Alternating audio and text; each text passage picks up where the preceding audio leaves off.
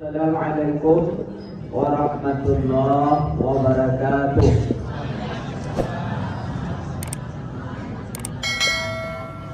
Bismillahirrahmanirrahim. Alhamdulillahilladzi farada alaina bisyam fi syahri Ramadan wa unzila fihi al-Qur'an hudan lin-nasi wa bayyinatin minal huda wal furqan. Asyhadu an la ilaha illallah wahdahu la syarika lah wa asyhadu anna Muhammadan 'abduhu wa rasuluhu la nabiyya ba'dah. Qala Allah Ta'ala fi kitabil karim, a'udzu billahi minasy syaithanir rajim. Bismillahirrahmanirrahim. Qul hal nunabbi'ukum bil akhsarina a'mala alladzina dhalla sa'yuhum fil hayatid dunya wa hum yahsabuna annahum yuhsinuna sun'a. Shadaqallahul azim. Hadirin kaum muslimin, jamaah qiyam Ramadan yang dirahmati Allah. Kembali kita bersyukur kepada Allah Subhanahu wa taala hingga malam hari ini memasuki malam yang ke-9. Itu malam ke-9, Bu? Atau yang 9 atau yang 10. Kita masih diberikan rahmat dan karunia oleh Allah Subhanahu wa taala berupa kesehatan dan kekuatan lahir dan batin, hingga kita dapat kembali melangkahkan kaki, mengayunkan tangan menuju masjid ini dalam rangka melaksanakan qiyam Ramadan. Kemudian salawat dan salam marilah kita hadiahkan kepada junjungan kita yakni Nabi besar Muhammad sallallahu alaihi wasallam. Allahumma shalli ala Muhammad. Hadirin jamaah qiyam Ramadan yang dirahmati Allah. Dari surat yang kita bacakan di atas tadi terdapat di dalam surat Al-Kahfi ayat 103-104.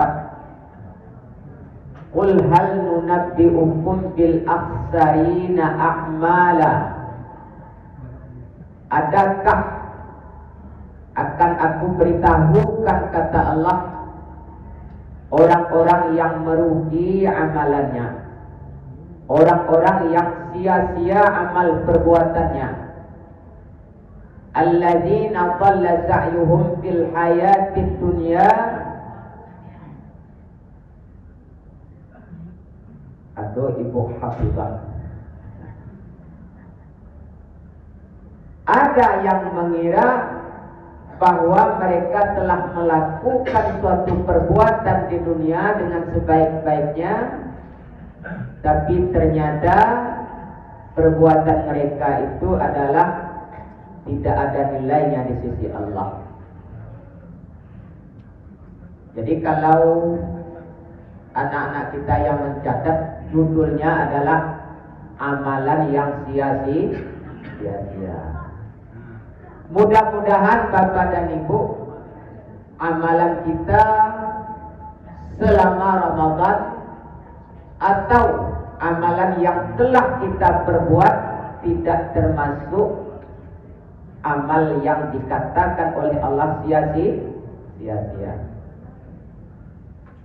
Nah, Bapak dan Ibu, apa penyebab amal seseorang itu menjadi sia-sia atau tidak ada nilainya di sisi Allah? Inilah dalam waktu yang singkat akan kita sampaikan secara ringkas. Hadirin kaum muslimin, jamaah qiyam Ramadan rahmatullah. Kalau kita di Minangko, Bapak dan Ibu, kita panamo gadang baga. Yo kan itu apa? Ketik banamo gadang baga. Gadang dan ketik badan itu tidak tergantung umur fisiknya. Tidak tergantung badan jo umurnya. Tetapi apakah dia termasuk orang kalau risiko dari kala ketikanya sudah berkeluarga. Walaupun ketik badannya, ketik bulu umurnya, kalau orang Semando tidak boleh dipanggil nama, panggil galakan itu apa? Lihat tahu hijau daus mini bu. Daus mini alai, ibu-ibu yang tua kan tak tahu alai. Bagi kami agak mundur sedikit, kesuka menonton TV dah. Bamangko dikatakan mini bu. Nyenek dah. Ukurannya kenek. Kamu jawab dulu-dulu, Pak Bu kan pernah mendengar ada daus mini dan rok mini dah. Rok mini, zaman itu kan agak kurang rok mini dah. Mini artinya kok ketik, kok rok mini, kok rok sikit dah. Nah Bapak dan Ibu rahmatullah, ambo kalau di Priaman di Pekandangan tampilnya Bapak dan Ibu foto tinggi, tonyok foto tinggi arah Pokamba, arah Pokamba di Pekandangan ditonyok namanya sebagai orang Sumba Bu. Ya di mana Bu? Sekampung gak Bu?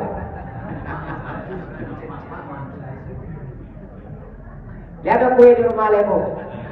Habis terawih lah, Lebo lihat rumah itu. Dia.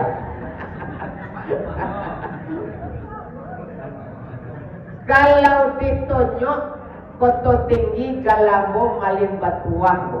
Lah malin batuah dulu. Daripada malin cilako, betua kan doa, betua anakku. Kadang-kadang cilako lah kau nak. Tapi kadang-kadang Bapak dan Ibu orang yang jadi galako tidak sesuai lojo gala yang disandangnya. Maaf Bapak dan Ibu, kalau aku di Bukit Tinggi dulu, aku sekolah di Candung, tinggal di Tabik Baso. Lihat orang Baso siko. Aduh yo. Aku maaf kok. Galanya, itu kalau di Baso Bapak dan Ibu ada galanya kori. Kalau kori itu apa? Orang yang pandai membaca Al-Qur'an, hanya tidak pandai mengaji. Itu kori. Ada galanya pakir. Pakir itu apa bahasa? Orang ahli dalam agama. Itu tidak sembahyang. Kan itu aneh loh kalau kadang-kadang. Kalau aku tadi di Priaman galanya malin batuah, tapi ketika aku sekolah di Candong tinggal di Tabik Baso Bapak dan Ibu musala galago di sini Mansur namanya galang. Aku makan surang mancing di surau. Aku lah paham awak nampak yang kaji. Kawan ambo ko Zulkifli dari Kumus adu sernya bagi galah kawan kau setiap hari adu segala. Kami bagi kami yang tinggal di surau, mancing surau kerjanya. Biasalah Bapak dan Ibu tinggal di surau di Tabik, kalau ke dari Baso, luri ke Payakumbo, belok kanan seketik ke Batu Sangka, agak seketik lagi masuk gang ketik itu, kate itu air Tabik namanya. Di sini nama tinggal. Biasalah awak salat subuh tinggal di musala Bapak dan Ibu di kampung. Jamaah paling banyak kami jamaah itu sebalik Bapak dan Ibu. Kalau di Dakian, tapi kalau di Jawa imam surang, makmum surang. Jamaah ibu-ibu. Takkan nama jamaahnya mak tanah lah meninggal almarhum Allah maghfirlaha warhamha. Jadi Bapak dan Ibu itulah jamaah yang paling setia. Jadi pada waktu subuh itu Bapak dan Ibu jamaah bertambah surang lain. Bang aku bertambah. Dek mak tanah ko nyo membawa lo menantu yang baru pulang dari Bengkulu. Satu bulu nyo salat berjamaah. Sesudah ambo azan, ambo kamat, ambo lo jadi imam bapak dan bu. Langsung membaca Al-Fatihah. Ghairil maghdubi alaihim waladdallin. Awak lengah saja baca amin. Amin. Rupanya bapak dan ibu di balik batik kok karelo amin nampu di balik amin jamaah dibandingkan amin nampu sebagai imam. Tak kaji apa bapak dan ibu, tak manung apa. Ilang ayat kamu baca di mana ada di sak ibu-ibu membaca amin kah? Kare. Ibu-ibu tadi le amin, le kari aminnya. Enggak kan? Rakaat kedua tak kayak tuyo selesai aku membaca ghairil maghdubi alaihim waladdallin. Amin kari lu balik. Tapi aku tak kaji le mangalah orang. Selesai aku salat bapak ibu salam ke kanan, salam ke kiri. Assalamualaikum warahmatullah. Assalamualaikum warahmatullah.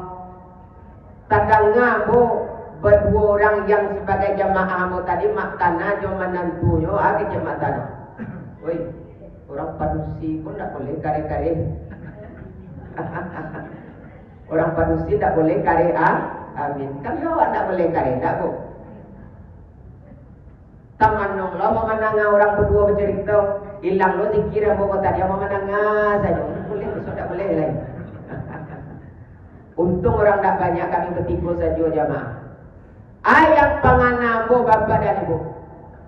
Orang go kalau tidak pernah salat berjamaah atau memang salat tubana yang tidak pernah, kan itu saja. Kalau awak lah terbiasa salat berjamaah kan tahu awak. Kalau yang bapak kan kari aminnya. Kalau ibu-ibu kan tidak. Kau menunjukkan inyo tidak pernah salat berjamaah atau memang salat tubana yang tidak tahu ya. Sehingga ketika masuk tadanga mau menyebut amin mungkin tadanga saja di orang kalau orang menyebut imam menyebut ghairil maghdubi alaihim waladdallin makmum menyebut amin. Tapi nyo tidak tahu yang menyebut amin itu yang laki-laki atau padusi. Nyo satu lo menyebut amin. Nah bapak dan ibu rahmatullah, kalau tadi adalah cerita makmum. Ini lain lo imam. Si imamku bapak dan ibu, kalau imam awakku tadi rancak fasih. Laki tajunginnya bapak dan ibu. Barasih. Imamku bapak dan ibu, hafalannya 3 kul saja. Apa 3 kul? Qul huwallah, qul a'udzu birabbil falaq, qul a'udzu birabbil nas. Ayo memahami pula bapak dan ibu, bacaan di dalam salat itu sesuai dengan urutan yang ada di dalam Al-Quran. Apa urutan kalau dalam surat atau juz 30? Mulai dari An-Naba, An-Nazi'at, Abaza, Al-Takwir, Al-Infitar, Al-Mutaffifin, Al-Shikak, Al-Burud, Al-Tariq, Al-A'la, Al-Ghashiyah, Al-Fajri, Al-Balad, Al-Syamsi, Al-Laili, Al-Duha sampai An-Nas. Sedangkan An-Nas di dalam juz 30 letaknya di mana? Letaknya terakhir bapak dan ibu. Walaupun bapak dan ibu rahimakumullah, Al-Quran itu surat yang pertama yang diturunkan oleh Allah surat apa? Surat Al-Alaq. Seharusnya bapak dan ibu oleh karena dia surat yang pertama, maka hendaknya diletakkan pada awal surat. Kalau tidak di surah Al-Fatihah, tapi paling tidak di surah Al-Baqarah yang di pertama. Tetapi tidak di juz 30. Atau surat terakhir yang diturunkan oleh Allah surat apa? Al-Maidah ayat 3. Al-yawma akmaltu lakum dinakum wa atmamtu alaikum ni'mati wa raditu lakumul islam dinan. Seharusnya karena dia surat yang terakhir, letaknya di tempat surat An-Nas. Kenapa demikian Bapak dan Ibu? Di dalam kalau kita mempelajari ulumul Quran itu namanya tauqifi. Letak itu sesuai dengan petunjuk Jibril kepada Nabi Muhammad sallallahu alaihi wasallam. Kok di siku letaknya, kok di siku letaknya. Sehingga Bapak dan Ibu, apa yang terdapat di dalam Al-Quran, urutan dan letak suratnya sesuai dengan petunjuk malaikat Jibril. Nah memang Bapak dan Ibu seharusnya kita membaca urutan surat di dalam salat memang sebaiknya sesuai dengan urutan. Kalau memang 30 yang dibaca itu qul huwallahu ahad, qul a'udzu birabbil falaq. Aku si imamku Bapak dan Ibu di rakaat pertama yang dia baca adalah surat An-Nas. Qul a'udzu birabbin nas, malikin nas, ilahin nas, min syarril waswasil khannas, alladzi yuwaswisu fi sudurin nas minal jinnati wan nas. Rukuk. Ketika rukuk, sujud, di dalam sujud takana.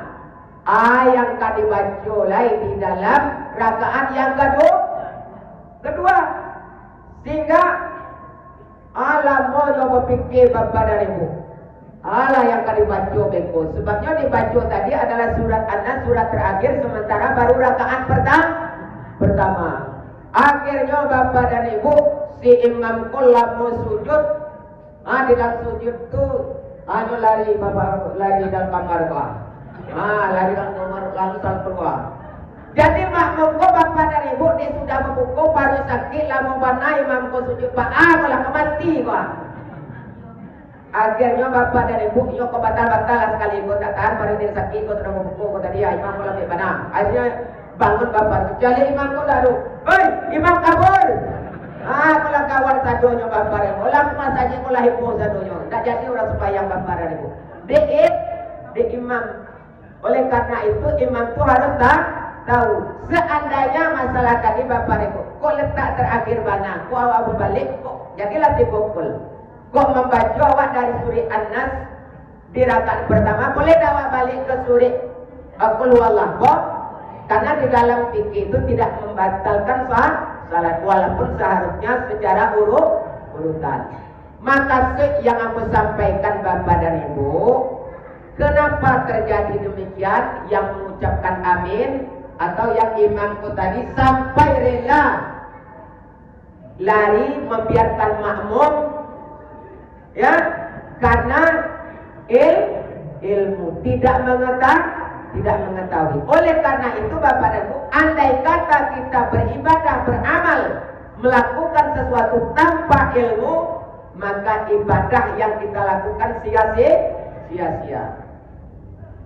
Imam Ghazali mengatakan kalau kita beribadah tanpa ilmu celaka dan sia-sia Bapak dan Ibu. Oleh karena itu dulu amal itu ilmu Bapak dan Ibu. Dulu ilmu. Awak disuruh menuntut dulu, carilah anak cucu Bapak dan Ibu. Suruh sekolah dulu, bukan suruh kerja. Mulai dari TK sekolah, SD sekolah, SMP sekolah, SMA sekolah. Lah kuliah lah selesai baru orang tuanya. Di mana kerja yang lain? Lah 2 tahun menganggur, carilah kerja lain. Tidak suruhnya menuntut lain. Karena sudah berapa tahun dia menuntut TK, SD, SMP, SMA, bahkan kuliah. Maknanya Bapak dan Ibu, kita disuruh untuk menuntut ilmu. Begitu juga sebelum kita melakukan ibadah, terlebih dahulu kita harus tahu yang kawak karjuan. Yang awak karjuan. Kalau tidak tahu kita, maka ibadah kita baswawak minyak api sambal daklah. Minyak api sambal lama waktu habis nilai yang tak ada Bapak dan Ibu. Itu yang pertama. Yang kedua Bapak dan Ibu, ada 3 kelompok manusia yang protes kepada Allah lantaran mereka dijebluskan ke dalam penjara, di dalam neraka. Rombongan yang pertama atau golongan yang pertama Bapak dan Ibu, orang yang mati syahid menghadap Allah. Ya Allah, kenapa aku dijebloskan ke dalam neraka ya Allah. Padahal aku adalah sudah mati syahid memperjuangkan agama Allah. Lalu kata Allah, Allah minta sebutkan, tahukah engkau tentang nikmatku? Aku tahu, wa in ta'udu nikmatallahi la tuhsuha. Nikmatmu sangat banyak. Sehingga dengan nikmatmu aku diberikan kekuatan sehingga aku berjuang di jalan Allah. Apa kata Allah? Kamu bohong. Kamu berjuang di jalan Allah bukan untuk memperjuangkan agama Allah, melainkan kamu ingin dipuji sebagai orang yang kuat.